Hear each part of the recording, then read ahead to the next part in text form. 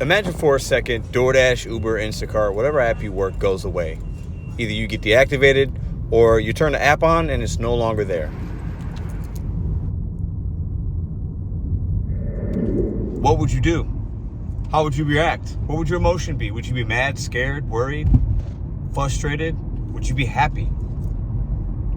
Today I want to challenge myself and you to think about what it would look like if we couldn't make money in the gig economy. Imagine a world with no DoorDash. You can't make money in the gig economy. I'm going to get some heat for this, but I just want to have a conversation and I want us to think about what we've done in the gig economy with DoorDash, Uber, Instacart, whatever apps you use, how long you've been doing it. I want you to think about when you started, how you felt last year, last month, and how you're feeling now and how you might feel later. I think a lot of us look at the gig economy, and most of the people that do it part-time, and they look at it as a opportunity. I turn the app on, I make some quick money, boom, boom. They don't really think about it too much, right? I believe the majority of drivers fall into that. But here on YouTube and in Reddit groups or Facebook groups or whatever, it's mostly very negative. The opinions, the thoughts, what we talk about, what we say, what we hear about is very negative. We blame the apps for a lot of stuff. And a good amount of time, there's legitimacy there, you know? There's things that need to be talked about and exposed, or whatever word we want to use. However, imagine you wake up tomorrow and you can't do DoorDash. You can't do Uber, you can't do Instacart. You're deactivated from Grubhub. I've been seeing some things about that. Spark, you turn your app on, nothing hits your phone. Imagine you have a monetary goal and you can't hit that goal because you can no longer use that app for whatever reason. Just think about that for a second. Let it marinate. You wake up tomorrow, you can't make money in the gig economy. What are you going to do? Well, many of you would be, I'm only doing it part-time, so not a big deal. I'll find a part-time gig. I'll do this. I'll find another way to make money. You're a hustler already by doing these kind of apps, right? You already have a hustler's mentality. You're a go-getter. You're going to figure it out. Many of us would be very mad, very upset, look for answers, and not know what to do. Many of us would be so upset we'd go to YouTube and cry and complain and all that and like do nothing about it and just wallow in the sadness of you feeling like you were not treated correctly. Some of us might say, you know what? Maybe that's a blessing in disguise. Maybe, some of you guys that are watching have been fired from maybe a job, or you were deactivated from a gig app. Well, let's say you were fired from a W-2 and in the moment it sucks. You're mad, you're upset, you don't like it. But a couple weeks go by, a month goes by, a year goes by, and you saw that it was a blessing in disguise. You got a better job. You decided to do something else that you really like. You got a better paying job. You were able to focus your energy on other things. So it was actually a positive overall. What would you do if you couldn't do DoorDash tomorrow? Put it in the comment section. How would you handle that? What would you do? Let's pause for a second and think about that. I also want to remind you, why did you come to these apps? What happened? Why'd you come? Most of you guys maybe are going to say, let me know in the comments as well. What brought you to the app? I bet a lot of people, the answer might be, it was the pandemic.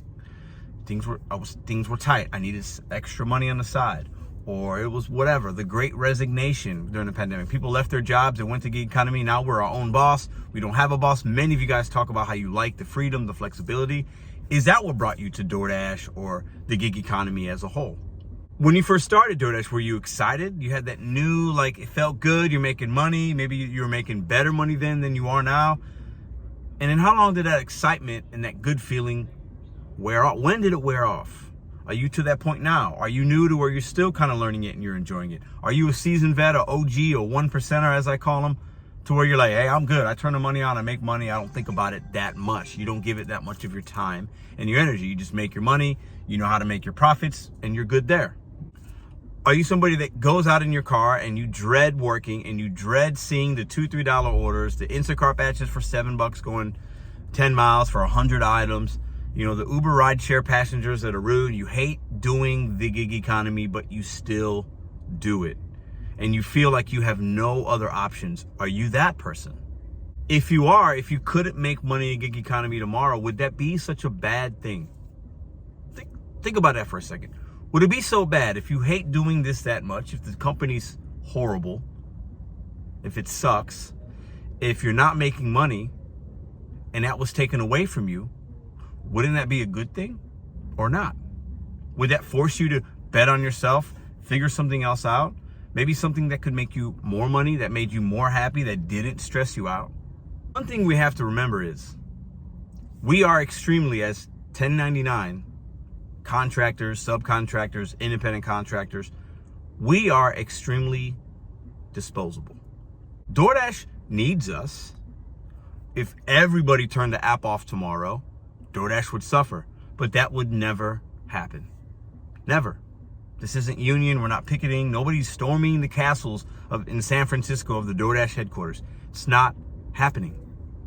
And if you're somebody that feels so impassioned about the app, do that.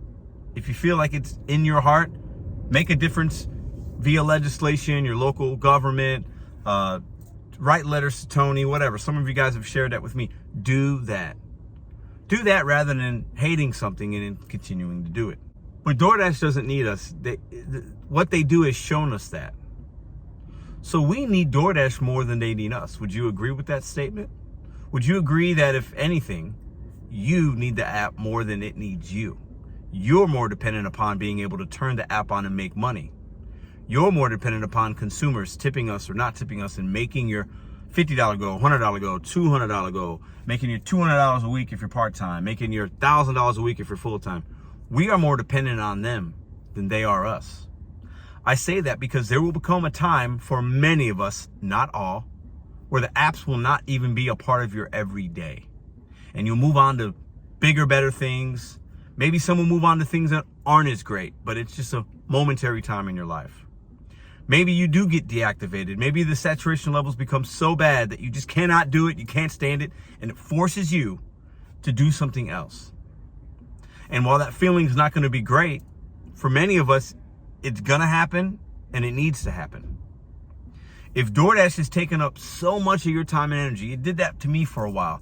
That's why I stopped for about 6, almost 7 weeks. Didn't turn it on, didn't take one dash. I came back to it that first week of January with a different mindset, recharged, refocused, realizing that it is only an opportunity and it does not define my happiness and it doesn't define who I am. And really, it doesn't ultimately define how much money I'm going to bring to my family and my household.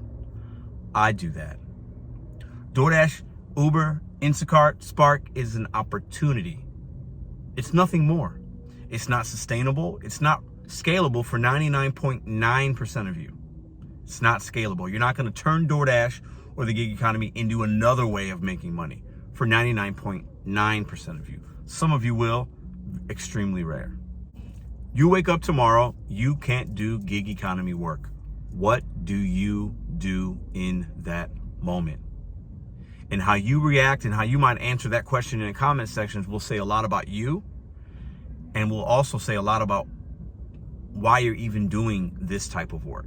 Gig economy can be a fantastic place to make part-time money. Some can be full-time money. Some could be for a day, for a week, to keep the lights on, to get groceries, to hold you over till you get your W-2 check because there's some kind of issue. You turn the app on, you're grinding for your family, making sure you have what you need. The gig economy is mostly positive. And for everybody that's come to this place to make money, full-time, part-time, for whatever dream or goal or debt or bill you're trying to pay, if you have a channel, I want you to think about that. I want you to think about if it was taken away from you, how would you make it feel? And would you try to do everything you could do to get it back? If the answer is yes, then is it really that bad? Or is it you? I know some won't agree with the things I'm saying, the message, the thought process. This channel is about betting on you, setting goals, and doing it one day at a time. When are you going to do that for yourself? And not be reliant upon an app that you don't like that much or that is that bad. Separate the emotion. Better things could be on the horizon for you. continue to stay in the negative place, you're going to get negative results. If you got anything from this video, consider hitting thumbs up, subscribe. Let me know what you think in the comment section down below. What would you do if DoorDash or whatever app you use in the gig economy was taken away? Rightfully or wrongfully, how would you react to that? Life is not about what happens to you, it's how you react to it. Are you going to get up, dust yourself off, or are you going to lay on the ground, in the mud, in the dirt, and do nothing about it? On this channel, we get up. See you tomorrow.